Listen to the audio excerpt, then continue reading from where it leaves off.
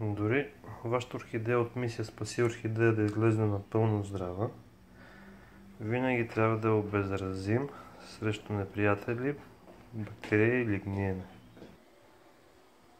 Подготвяме кана с вода около литър течност,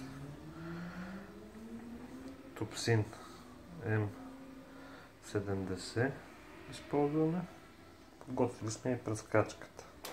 Така, отваряме пакетчето и с най-малките лъжички, без връхче, това ни е около 1 грам. И слагаме в разтвора. Сега е нужно хубаво да се разбърка.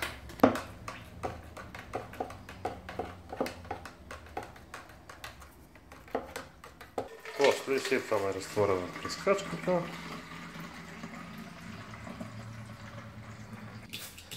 И почваме хубаво да я пръскаме. Корени, листа, всичко навсякъде.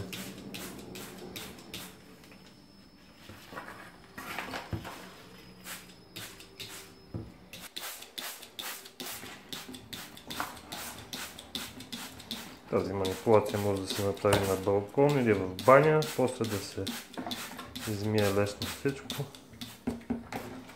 Препаратът въобще не е отровен и е предназначен за предпазно и лечебно действие.